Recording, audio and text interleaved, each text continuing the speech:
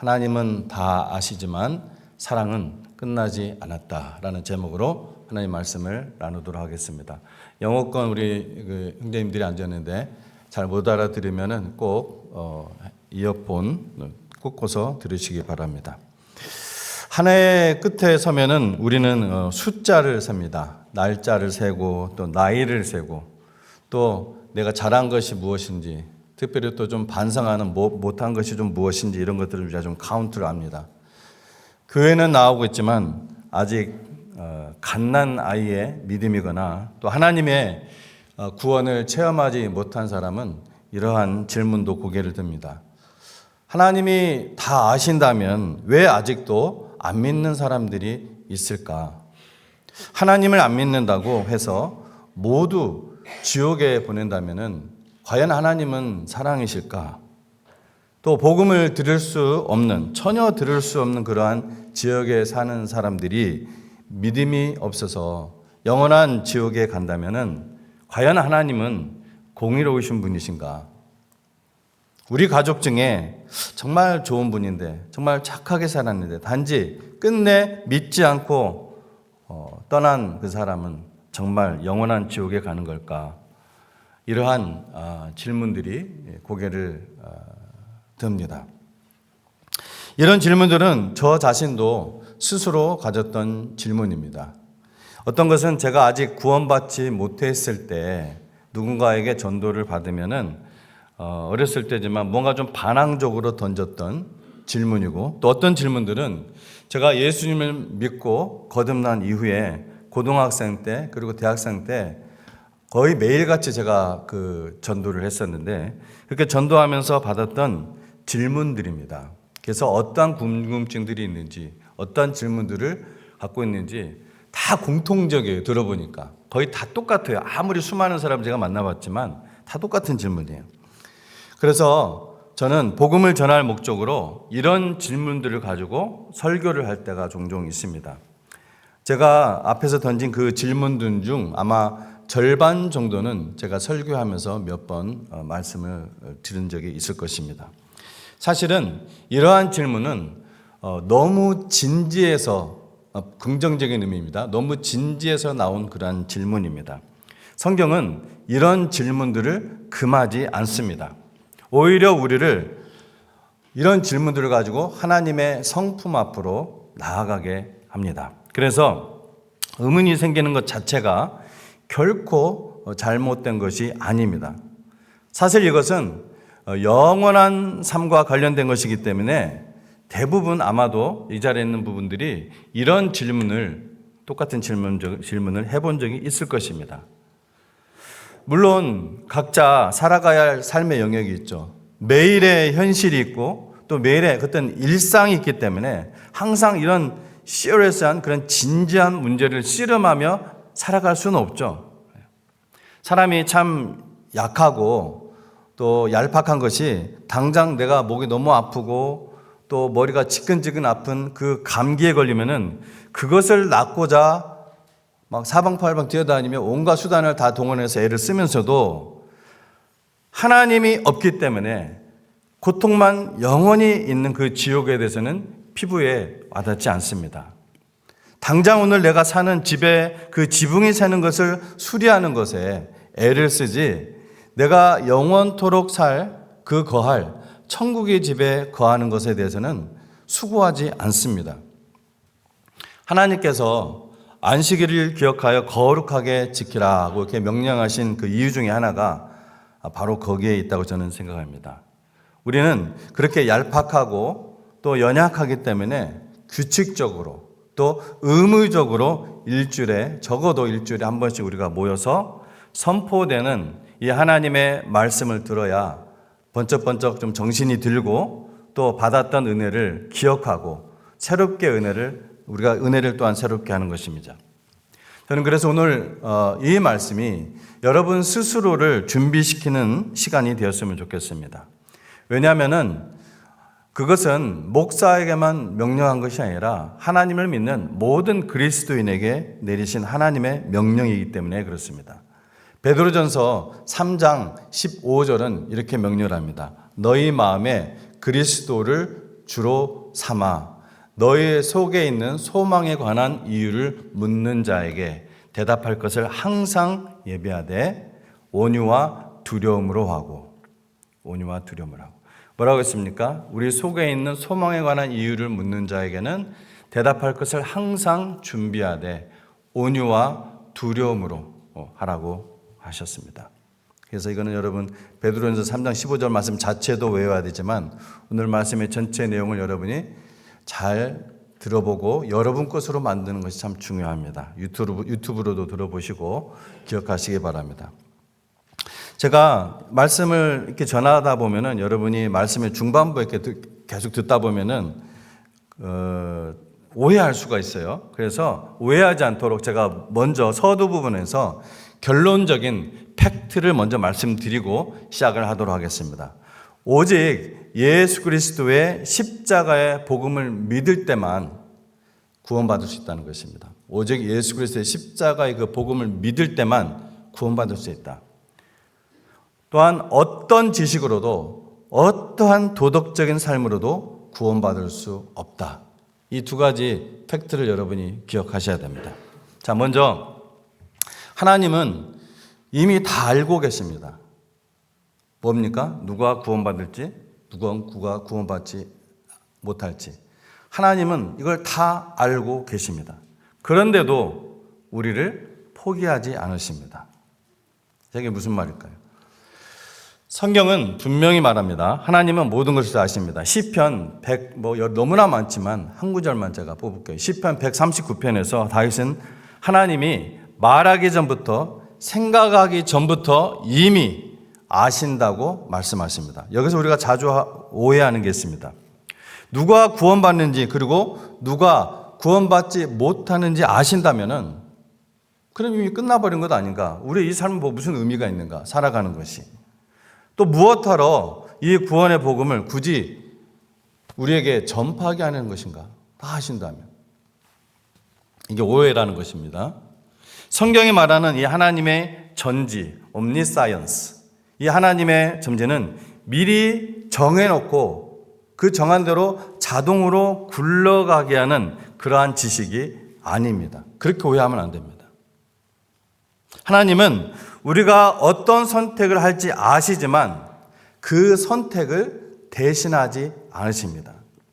그리고 그 선택이 나오기까지의 그 과정 자체를 의미 없는 것으로 취급하시지 않습니다.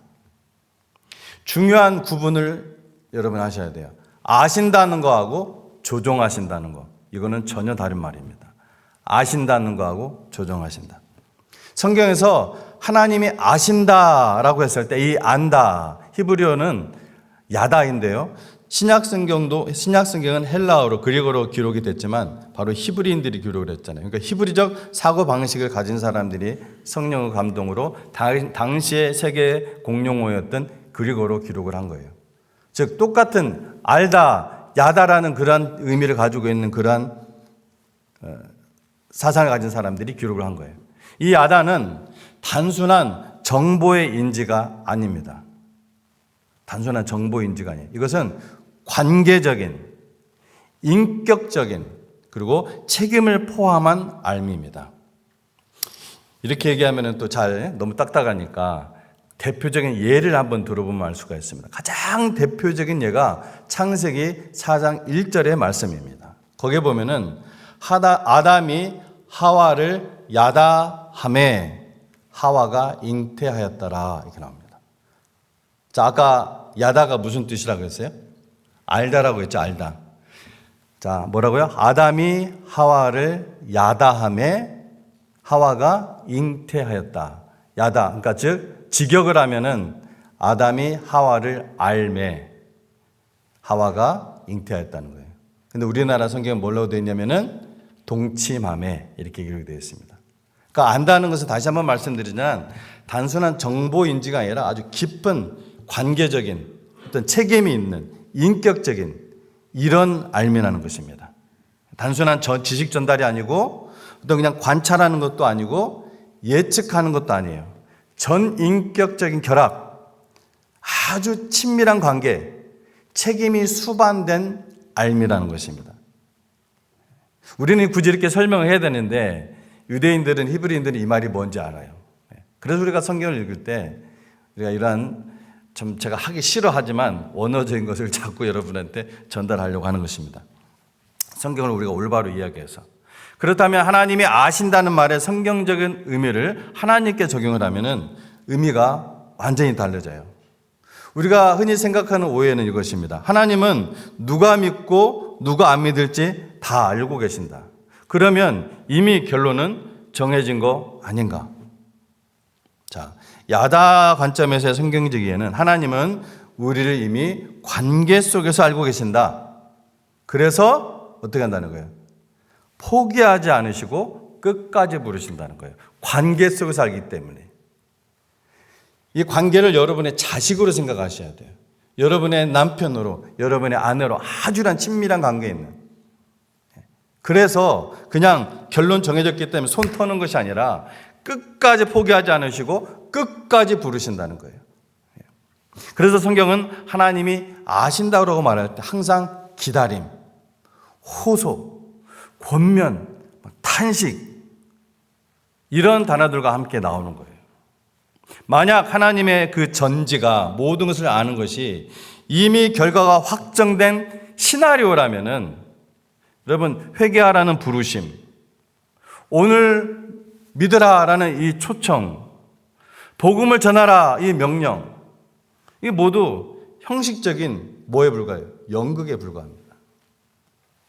그러나 성경은 그렇게 말하지 않는다는 거예요. 부모는 알지만 대신 살지 않습니다. 부모는 자식에 대해서 알지만 대신 살지 않아요. 부모는 자녀의 성향을 압니다. 이 아이는 지금 이 선택을 하면 결국 넘어질 가능성이 크다. 그래서 부모는 어떻게 해요? 내버려둬요? 아니까? 아닙니다. 경고합니다. 가르칩니다. 붙잡아 두라 합니다. 하지만 어느 순간 부모는 알면서도 허락해야 하는 선택의 지점에 서게 됩니다. 그렇죠? 왜냐하면 부모가 아이 대신 인생을 살아줄 수는 없기 때문입니다. 이 장면을 예수님은 이야기로 설명을 하셨어요. 그래서 저도 오늘 이야기로 설명하기 위해서 본문을 바꾼 거예요. 그것이 바로 오늘 읽었던 누가복음 15장의 누구 이야기? 아버지의 이야기입니다. 저는 보통 이걸 탕자 이야기를 하는데 저는 아니에요. 이거는 주제가 탕자가 아니라 아버지예요. 그래서 저는 이 아버지의 이야기로 부릅니다. 이 누가복음 15장에서 우리가 자주 놓치는 중요한 사실이 있어요. 이 아버지는 둘째 아들이 어떻게 될지 몰라서 재산을 나눠준 것이 아닙니다. 작은 아들이 말하죠. 아버지 멀쩡히 살아 계신데 아버지 내 몫을 지금 주십시오. 이 말은 사실상 아버지 없이 살겠습니다. 이 말이에요. 아버지는 이 선택의 끝을 모르지 않았습니다. 그 시대에 이 길은 거의 항상 파멸이었습니다. 그 시대 이 중동 문화에서 아버지를 떠난다는 거, 재산을 미리 요구한다는 거, 먼 나라로 간다는 거, 이게 전부 다 누가복음 오늘 읽은 말씀에 나오는 거잖아요. 이게 전부 다 무슨 길이냐면 망하는 길이에요. 그것을 아버지는 너무 잘 알고 있었습니다.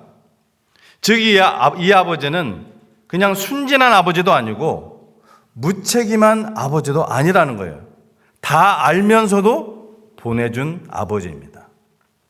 왜 그랬을까요? 아버지는 결과를 몰라서가 아니라 관계를 포기하지 않기 때문입니다. 아버지가 아들의 선택을 막지 않은 이유는 단 하나입니다. 이 아들의 그 자유를 제거하면은 아들은 남아 있어도 나에게 가까이 있어도 더 이상 아들이 아니기 때문입니다.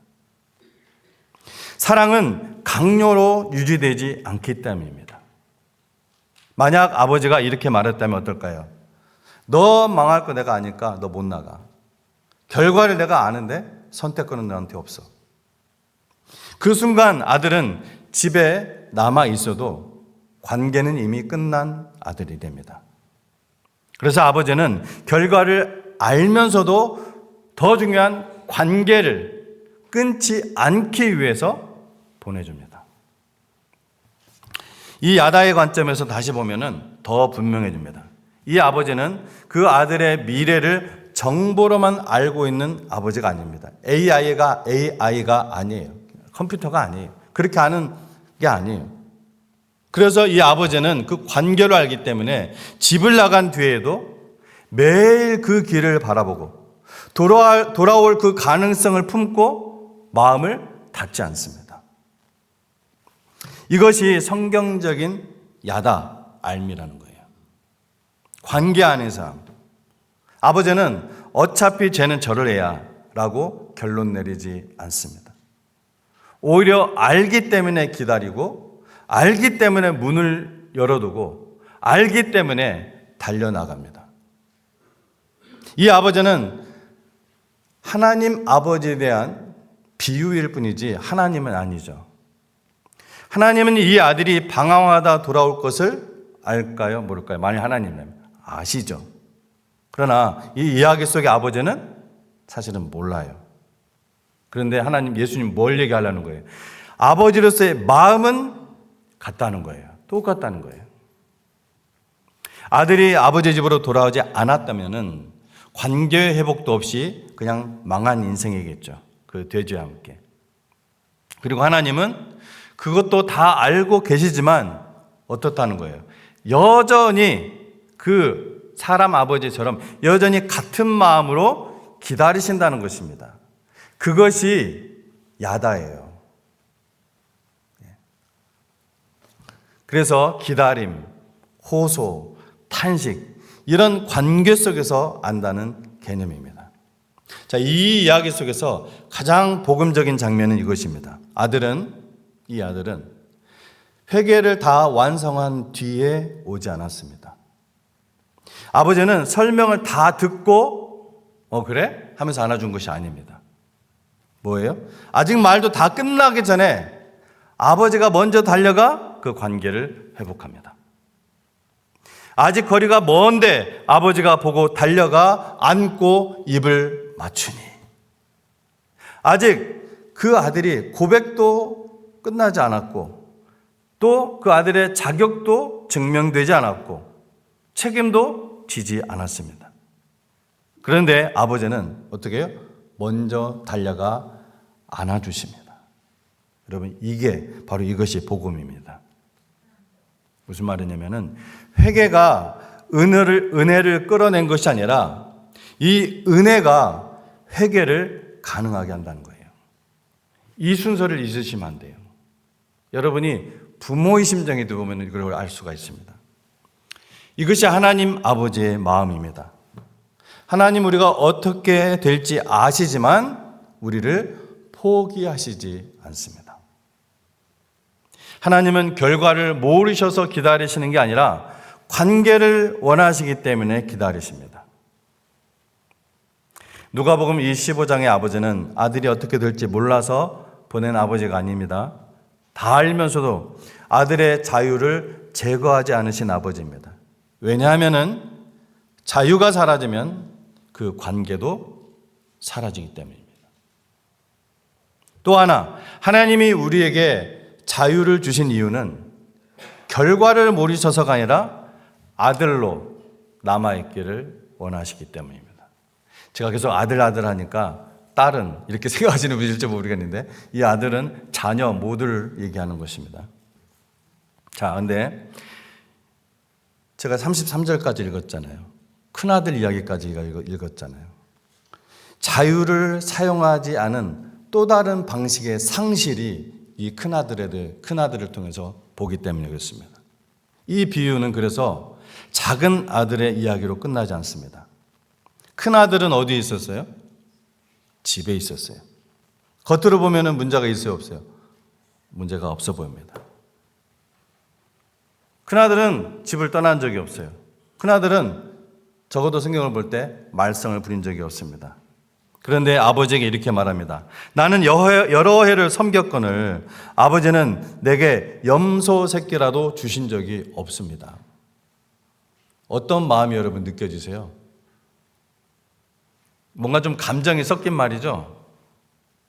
굉장한 섭섭함이 가득 담긴 그런 말입니다. 큰아들의 문제는 방탕이 아닙니다.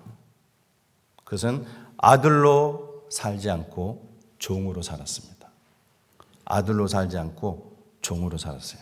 그는 집에 있었지만 자유를 누리지 않았고 관계를 누리지 않았고 은혜를 누리지 않았습니다. 놀라운 사실은 이것입니다. 작은 아들이 돌아올 때 아버지는 밖으로 나가셨고 큰 아들이 화가 났을 때도 아버지는 또 나가십니다. 아버지는 집 안에만 앉아 계신 분이 아닙니다. 멀리 집을 나간 작은 아들에게도 집에 있지만 멀어진 큰 아들에게도 직접 다가가시는 아버지입니다. 아버지는 두 아들 모두에게 나오십니다. 이게 성경에 말하는 하나님의 이 아심입니다. 야다입니다. 정보로 아는 것이 아니라 관계로 아는 알미라는 것입니다. 어떤 분은 오늘 작은 아들처럼 멀리 와 있을 수 있고 어떤 분은 큰 아들처럼 집에 있지만 마음은 멀어져 있을 수 있습니다. 그러나 하나님은 이미 알고 계시고 그래서 포기하지 않으시며 그래서 오늘도 나오십니다. 얘야, 너는 항상 나와 함께 있고 내 것이 다 내 것이로 돼. 복음은 이것입니다. 떠난 사람만을 위한 것도 아니고 남아있는 사람만을 위한 것도 아닙니다. 복음은 무엇입니까? 아버지께 돌아오라는 초청입니다. 하나님은 우리가 어떻게 될지 몰라서 기다리는 분이 아니라 알고도 관계를 포기하지 않으시는 아버지십니다. 하나님은 결말만 아시는 분이 아니라 그 결말로 가는 오늘의 선택을 귀하게 여기시는 분이십니다. 예를 들면 이것입니다. 하나님은 1978년에서 저를 아시고 78년은 제가 예수님을 영접한 날입니다. 1978년에서 저를 아시고 2025년 현재의 저를 아시고 미래의 저를 각각 아십니다. 78년에 2025년에 제가 오늘 말씀 전하는 걸 아시고 2025년에 지난 그 미래도 아십니다. 그렇지만은 마치 1978년에만 계신 것처럼 나와 관계하셨습니다. 미래의 저를 아시지만 마치 2025년에만 계시는 하나님처럼 저를 사용하시고 용서하시고 사랑하시고 이끄십니다. 이것은 우리 인간이 경험되는 영역이 아닙니다. 이것은 하나님의 영역입니다. 하나님의 신비입니다. 하나님은 하나님이시고 우리는 피조물입니다. 그래서 로마서 9장 20절 말씀에 사람아 내가 무엇이기에 감히 하나님께 반문하느냐 이렇게 말씀하죠. 그래서 복음은 언제나 이렇게 시작됩니다. 오늘 너희가 그 음성을 듣거든 마음을 완고하게 하지 말라. 언제요? 오늘. 바로 오늘입니다. 그래서 하나님은 전도를 포기하지 않으십니다. 성경은 단순하게 대답합니다. 로마서 10장 말씀에 듣지 못하면은 믿을 수 없고 전하는 자가 없으면은 들을 수가 없다. 아주 단순하게 얘기합니다. 여기서 중요한 전환이 있습니다. 전도는 설득이 아닙니다. 전도는 결과를 만들어내는 기술이 아닙니다. 다시 한번 얘기합니다. 복음의 특성에서도 얘기했지만 전도는 초대입니다. 전도는 초대입니다. 연말에 파티 초대장을 보냈는데 누군가 오지 않았다고 해서 초대한 사람이 잘못일까요? 아닙니다. 초대는 이미 사랑입니다. 하나님은 우리를 통해 어떤 사람을 밀어넣으려 하시지 않습니다. 계속 초대할 뿐입니다. 사람을 불러오십니다. 그래서 여러분 전도는 부담이 아니라 하나님이 우리를 신뢰하신다는 증거입니다. 한 해의 끝에서 우리가 붙들어야 할 고백입니다. 사랑하는 성도 여러분, 하나님은 다 아십니다. 그러나 그 아심 속에서도 우리를 끝까지 사용하시고 사람을 끝까지 기다리십니다. 그래서 우리는 결과를 계산하지 않습니다. 우리는 순종을 포기하지 않습니다. 사랑하는 성도 여러분, 여러분의 마음이 지금 들여다보십시오. 여러분의 마음이 메말라 있다면 하나님의 그 십자가 사랑을 바라보십시오. 그것은 온 인류를 향한 하나님의 사랑이시고 동시에 사망 가운데 있던 나를 구원하시기 위해서 독생자 예수 그리스도께서 고난받으시고 죽으신 사랑입니다. 부활하셔서 그를 신뢰하는 모든 자에게 부활의 생명, 이 영원한 생명을 주시는 하나님의 복음입니다. 오직 이 사랑 앞에 믿음으로 나오는 자만 영원한 사망으로부터 영원한 생명으로 옮겨질 수가 있습니다. 그것이 바로 구원입니다. 새해를 향해 이렇게 고백하며 나아갑니다. 하나님, 구원은 주님의 일입니다. 그러나 사랑하고 말하고 기도하는 일은 오늘 제 몫이게 하소서. 오늘 말씀이 제목이 뭐였습니까? 하나님은 다 아시지만 사랑은 끝나지 않았다. 기도하겠습니다.